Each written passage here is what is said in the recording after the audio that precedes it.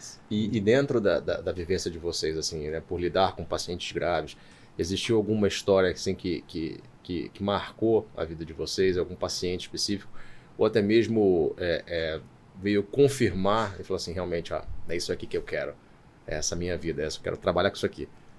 Eu acho que o tempo todo, Adolfo, na minha opinião, a gente tem vários pacientes que marcam a gente essa semana, eu consigo pensar em uns 2 ou 3, e de certa forma confirmam o que eu quero fazer, assim, eu acho que cada um tem seu perfil, a gente que trabalha com paciente grave, com paciente que realmente precisa de cirurgias grandes, que tem uma complicação alta, que tem risco de vida, a gente gosta, de certa forma, de ser o médico que está atendendo esse paciente. Então, eu fico tranquilo de saber que sou eu que está ali.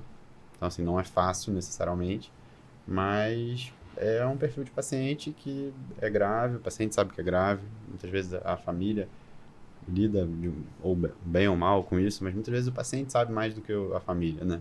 Então a gente fica com medo, assim, de falar, olha, você vai passar por uma cirurgia grande, é difícil, o prognóstico nem sempre é o melhor, mas eu acho que é muito gratificante também quando dá certo.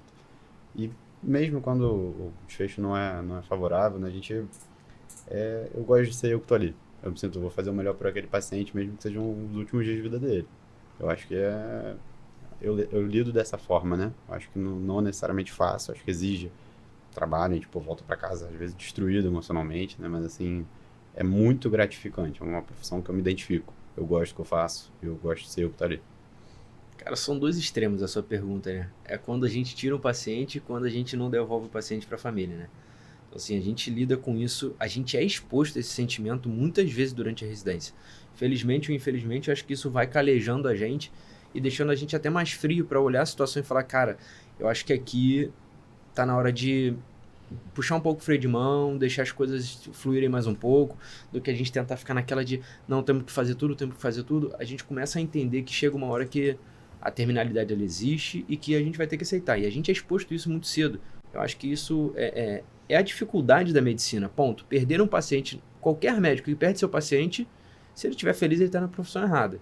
Entendeu? Então, assim, claro, tem situações que me marcaram. Teve um transplante que é uma paciente que veio do hospital de onde eu era aluno, onde eu era acadêmico, onde eu me formei, que era o Hospital do Fundão, foi transferida e essa paciente ela veio a óbito no intraoperatório. Aquele momento para mim foi um momento decisivo e eu vi o meu chefe, um dos meus chefes, sair do centro cirúrgico, abalado, de cabeça baixa, para ir conversar com a família e eu fiz questão de ir junto.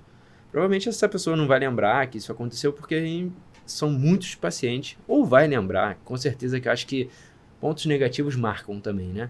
E dar a notícia para a família, por mais que a paciente já estivesse com pouca sobrevida no Hospital do Fundão, eu acho que ali foi o momento que eu cheguei em casa, dei um abraço à minha mãe e falei, cara, é difícil carimbar um papel. A gente pode mudar muita coisa com carimbo.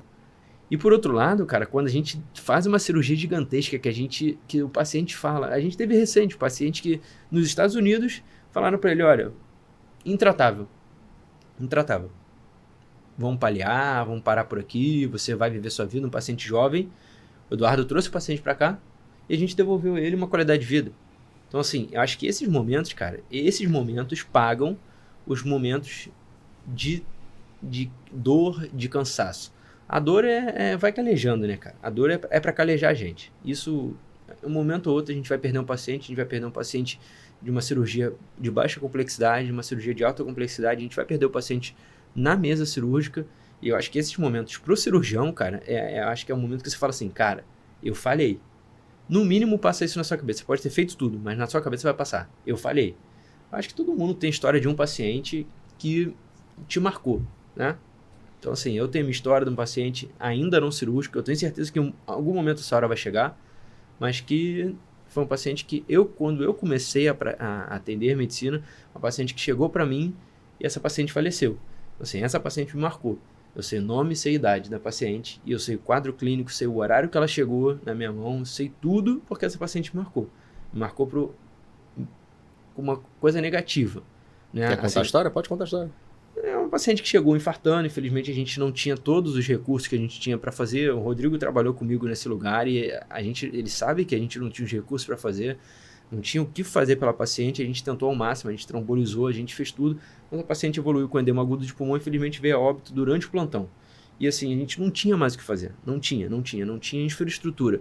E naquele momento eu falei, cara, isso aqui não é mais pra mim, preciso sair daqui. Não é aqui que eu quero trabalhar. Porque assim, perder um paciente, você sabendo fazer, dói assim, sabe? Você não ter o que você fazer, isso eu acho que pra mim é o que mais machuca, sabe? Você estudou, você sabe o que fazer naquela hora, você pede uma coisa e não tem. Entendeu? Então assim, aquela paciente me marcou, aquela paciente de 88 anos, chegou com uma dor precordial depois de ter jantado com o neto. A dor começou 8 horas, ela chegou meia-noite e meia, por aí, no hospital. E aí a gente eu perdi essa paciente.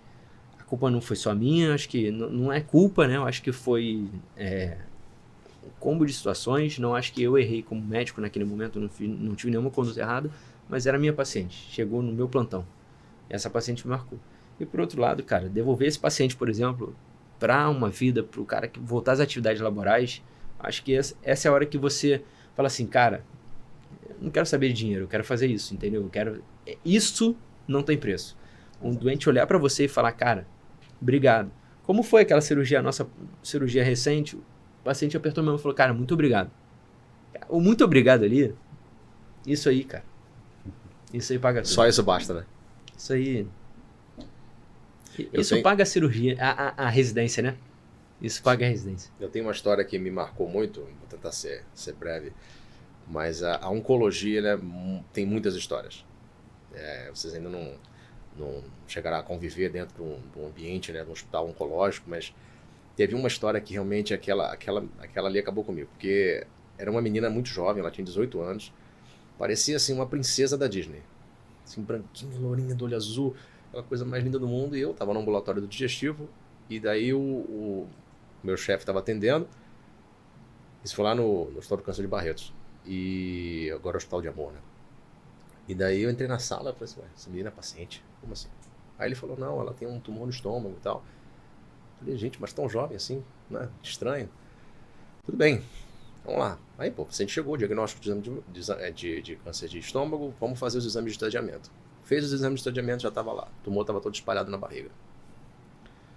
Aí, vamos ter que fazer a quimioterapia. Aí colocamos o cateterzinho, a menina foi fazer a quimioterapia dela. E num desses indas e vindas do hospital, eu sentei com ela e com a mãe dela para comecei a conversar. E descobri que o sonho dela era casar. E ela tinha um namoradinho, na época, né? E a família, assim, só sentou com ela, explicou, falou, olha, a doença dela está muito avançada, né, vai fazer quimioterapia, a evolução depende da resposta à quimioterapia. Mas, assim, já se sabia que o desfecho seria negativo. Já se tinha essa questão com a família.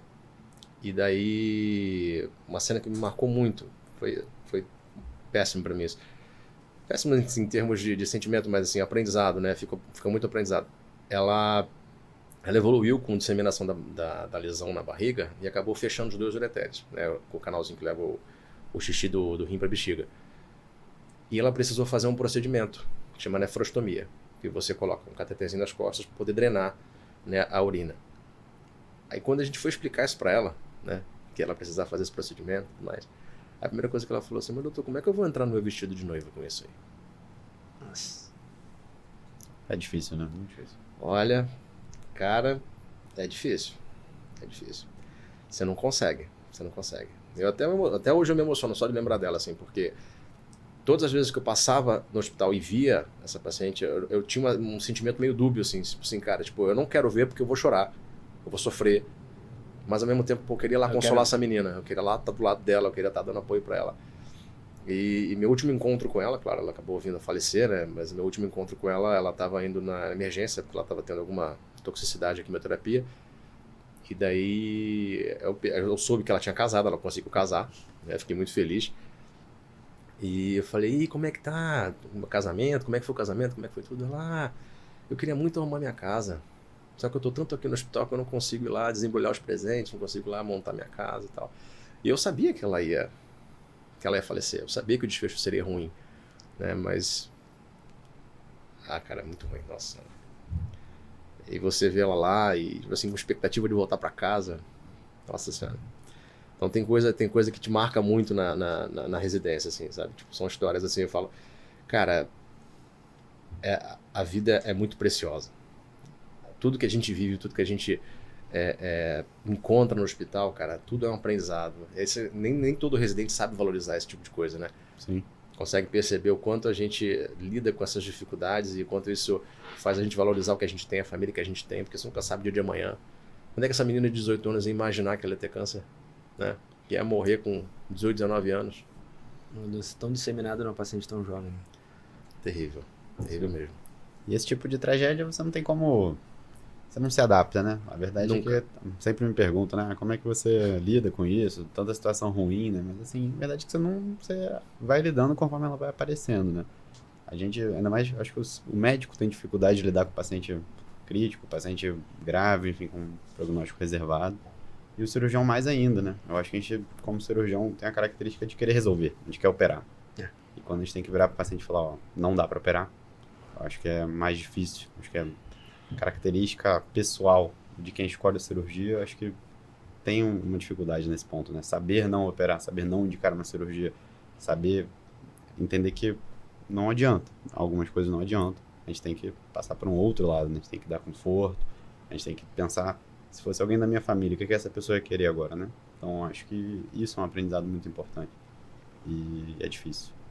Você acabou de assistir mais um corte do nosso podcast Medical Talks Brasil. Se você quer ver esse vídeo na íntegra, acesse o meu canal do YouTube, Dr. Adolfo Bamonde, vai na aba do ao vivo, que esse episódio vai estar lá, tá ok? E se você quiser também pode acessar o link da bio do meu Instagram, @doutor.adolfobamonde. Muito obrigado.